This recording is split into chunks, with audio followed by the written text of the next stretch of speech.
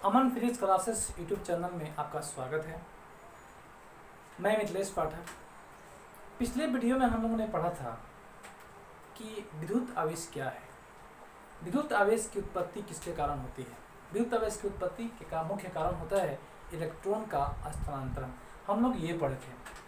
अब दो वस्तुओं को रगड़ने पर या घर्षण कराने पर दोनों वस्तुओं पर आवेश उत्पन्न होता है और उस दोनों वस्तुओं पर आवेश उत्पन्न होता है और उस आवेश का परिमाण क्या होता है, Q बराबर एनी, जो हम लोग को फॉर्मूला मिला था प्लस माइनस एनी, इसी फार्मूला से हम लोग पता कर लिए थे कि Q बराबर एनी से पता कर लिए थे कि आवेश का मान क्या होगा। दो वस्तुओं को घर्षण कराने पर या रगड़ने पर उन दोनों वस्तुओं पर आवेश का परिमाण क्या होगा, ये हम लोग इस सूत्र से Q बराबर एनी से निकाल सकते हैं।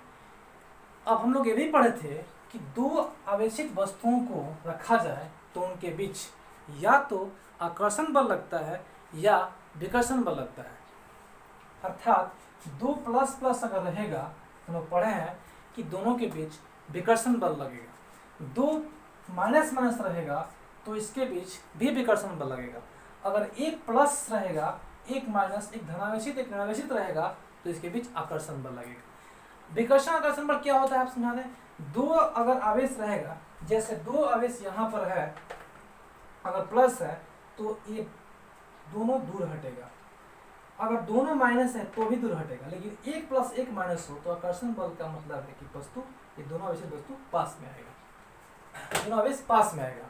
तो दो समान आवेशों के बीच, समान मतलब प्लस प्लस या माइनस माइनस के बीच विकर्षण बल लगता है। इस दोनों के बीच जो लगेगा, इसके बीच विकर्षण लगेगा, इसके बीच भी हम लोगों का विकर्षण बल लगेगा, लेकिन इसके बीच आकर्षण बल लगेगा। अब सवाल ये उठता है कि दो आवेशित वस्तु को रखेंगे तो विकर्षण बल लगेगा या आकर्षण बल लगेगा, लेकिन वो आकर्षण या विकर्षण बल का मान क्या होगा।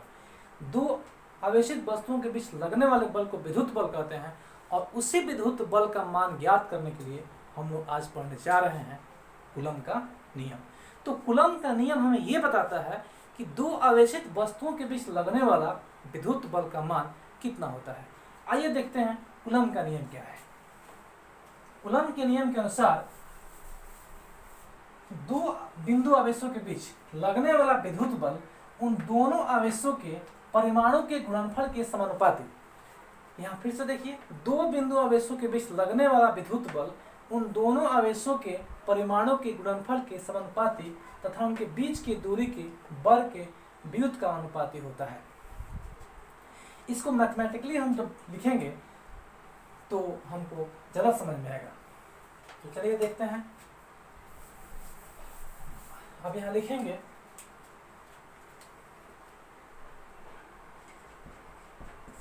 माना कि दो बिंदु आवेश Q1 तथा Q2 है एवं वे एक दूसरे से r दूरी पर स्थित है। इसका मतलब हुआ कि यहाँ पर एक Q1 है, अब यहाँ पर एक Q2 है, अब दोनों के बीच की जो दूरी है वो r है। दो आवेश है Q1 Q2, बीच की दूरी r है। माना कि दो बिंदु आवेश Q1 और Q2 है एवं एक दूसरे से r दूरी पर स्थित है, तो उनके बीच लगने वाला विद्युत बल कूलम के नियम से F समानुपाती Q1 Q2। कूलम के नियम में था दो बिंदु आवेशों के बीच लगने वाला विद्युत बल उन दोनों आवेशों के गुणनफल के समानुपाती तथा उनके बीच की दूरी के वर्ग के व्युत्क्रमानुपाती होता है। तो ये इक्वेशन फर्स्ट है, ये इक्वेशन सेकंड है। समीकरण फर्स्ट तथा सेकंड से F समानुपाती Q1 Q2 बाई r²। हम जानते हैं किसी भी समानुपाती के चिन्ह हटाने के लिए एक नियतांक का प्रयोग होता है कि Q1 Q2 बाई r²। जहाँ के एक नियतांक है, नियतांक या स्थिरांक, के एक नियतांक है। फिर से देखते हैं, माना कि दो बिंदु आवेश Q1 और Q2 r दूरी पर स्थित है, Q1 Q2 r दूरी पर स्थित है, तो कूलम्ब के नियम से उन दोनों आवेशों के गुणनफल के, Q1 Q2 आवेश है तो Q1 Q2 मतलब गुणनफल के समानुपाती, उनके बीच की दूरी r है, व्युत वर्ग के दूरी के वर्ग के व्युत का अनुपाती होता है, तो F1/r² सेकेंड। F समानुपाती Q1 Q2/r², F बराबर के Q1 Q2/r², जहाँ के नियतांक है।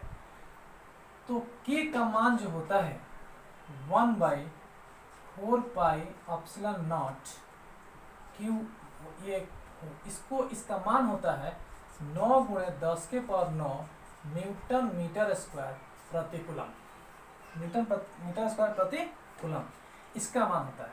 और ε0 को कहते हैं निर्वात की विद्युतशीलता, निर्वात की विद्युतशीलता, इसका मान होता है 8.85। अब मात्रक 10⁻⁻12, अब मात्रक इसका उसको पलटिए, न्यूटन मीटर प्रति कूलम्ब स्क्वायर इस होगा, तो ये होगा कूलम्ब स्क्वायर बटा न्यूटन मीटर स्क्वायर।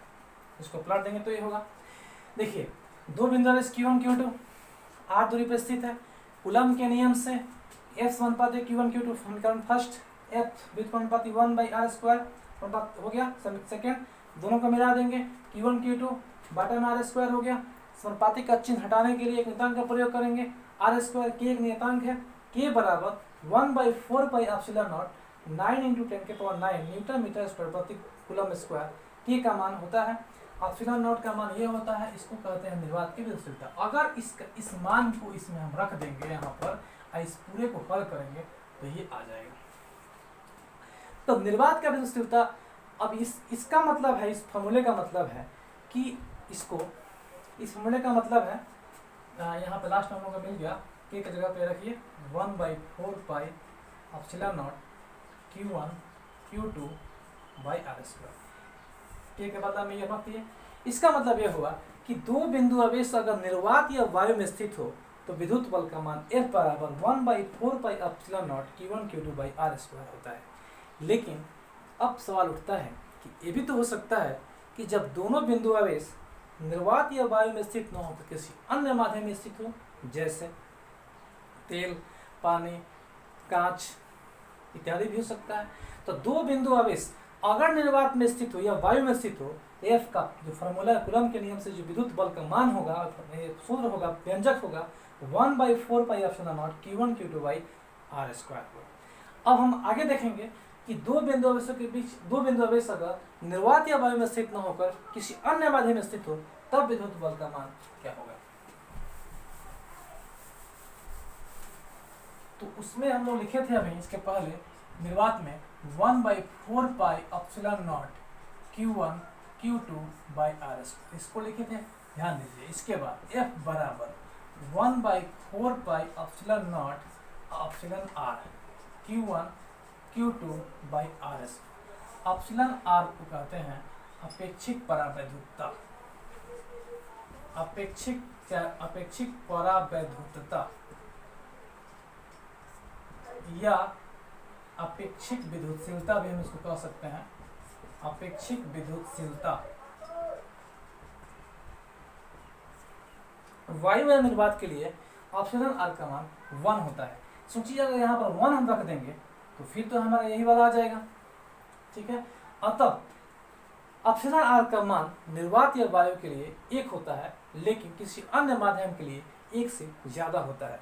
अगर εr का मान यहाँ पर 2, 4, 5, 10, 20, 100 जितना εr का मान बढ़ता जाएगा, F का मान घटता जाएगा। तो किसी अन्य माध्यम के लिए εr का मान 1 से अधिक होता है। और इससे एक बात तो फाइनल निष्कर्ष निकल गया कि यदि दो बिंदु आवेश को निर्वात में रखने पर जो बल मिलता है, उसका मान अन्य माध्यम में रखने से अधिक होता है। यानी इसका अर्थ यह हुआ कि दो आवेशित वस्तु को निर्वात में रख दीजिए, आप बल का मान नोट कर लीजिए, आप फिर किसी अन्य माध्यम में रख दीजिए, उसके बल का मान नोट करेंगे तो वो मान कम आएगा, निर्वात वाला अधिक आएगा, क्योंकि अन्य माध्यम के लिए अपेक्षित बलवत्ता का मान 1 से अधिक होता है, इसलिए F का मान कम होता है। तो हमारा F का मान, अब यहाँ पर देखिए F का, अब इसको हम ऐसे भी लिख सकते हैं, एप्सिलॉन नॉट एप्सिलॉन आर है तो एप्सिलॉन में लिख सकते हैं Q1 Q2 by are square. तो इस एप्सिलॉन को कहते हैं माध्यम की विद्युतशीलता, माध्यम की विद्युतशीलता। तो यहाँ पर हम इसके बदले में लिखे हैं तो epsilon equal to epsilon naught epsilon R, तो एप्सिलॉन आर बराबर एप्सिलॉन बटा एप्सिलॉन नॉट। ये भी हम लोग एक मिल गया, epsilon R equal to epsilon बटा एप्सिलॉन नॉट। अपेक्षित विद्युतशीलता बराबर माध्यम की विद्युतशीलता बटा निर्वात की विद्युतशीलता। ठीक है, अब फाइनल रूप से कूलॉम के नियम में हम लोग ये देखने जा रहे हैं कि कूलॉम के नियम से विद्युत बल का मान जो है वो किस पर निर्भर करता है, आवेश पर। पहला नंबर आवेश पर निर्भर करता है। आवेश का मान बढ़ेगा तो F का मान भी बढ़ेगा, आवेश का मान अगर घटेगा तो F का मान भी घटेगा। अब दोनों बिंदु आवेश का मान दूरी पर भी निर्भर करता है। दूरी का मान बढ़ेगा तो आवेश बल का मान घटेगा, दूरी का मान घटेगा तो बल का मान बढ़ेगा। इस माने आवेश पर निर्भर करता है और दूरी पर निर्भर करता है, लेकिन दोनों बिंदु आवेश किस माध्यम में रखा हुआ है इस पर भी निर्भर करेगा। यानी कि जो अगर पानी में, कांच में, तेल में, वायु में, किस में रखा गया है, मतलब एप्सिलॉन आर जो है अपेक्षित परावैद्युतता, इसका मान पर भी निर्भर करेगा F का मान। अब देखिए ये हमारा तीन बात पर विद्युत बल का मान निर्भर करता है। F निर्भर करता है आवेश पर, उनके बीच की दूरी पर, और आवेश को कहाँ रखा गया है, किस माध्यम में रखा गया है उस पर भी। तो हम लोग जब नेक्स्ट वीडियो में देखेंगे कि इस पर हम लोग न्यूमेरिकल कैसे बनाते हैं, इस पर भी हम लोग हर जितना फॉर्मूला हमको मिला है सब पर हम लोग न्यूमेरिकल बनाएंगे और नेक्स्ट वीडियो में मिलेंगे। लेकिन इसमें कुछ और महत्वपूर्ण बात आपको बता दें वीडियो समाप्त करने से पहले कि यदि दो बिंदु आवेश के में प्रत्येक आवेश के परिमाण को दुगुना कर दिया जाए तो विद्युत बल का मान कितना गुना हो जाएगा। तो मान लीजिए कि F है, यहाँ पर दुगुना करेंगे तो 2Q, यहाँ पर 2Q, ठीक है, तो 4, तो 4 गुना हो जाएगा। F का मान होगा 4 गुना। लेकिन दूरी को दुगुना कर दिया जाए तो दूरी को जब दुगुना करेंगे तो 2 दूना 4, तो 1/4 गुना हो जाएगा F का मान। तो हम लोग ऐसे न्यूमेरिकल हम लोग पढ़ेंगे, ऐसे हम शॉर्ट फॉर्म आपको बताया है, न्यूमेरिकल हम पढ़ेंगे। और ऑब्जेक्टिव क्वेश्चन में भी आता है कि दो बिंदु आवेशों में प्रत्येक आवेश को दुगुना कर दिया जाए तो विद्युत बल का मान कितना गुना हो जाएगा, या दो बिंदु आवेशों में दूरी को आधा कर दिया जाए तो विद्युत बल का मान कितना गुना हो जाएगा। और हम लोग इस पर हम न्यूमेरिकल बनाएंगे और आगे भी पढ़ेंगे कि विद्युत बल कूलॉम के नियम से और गुरुत्वाकर्षण बल में दोनों में ताकतवर और मजबूत बल कौन है और दोनों के बीच दोनों का अनुपात क्या है। ठीक है, नेक्स्ट में अगले वीडियो में मिलते हैं।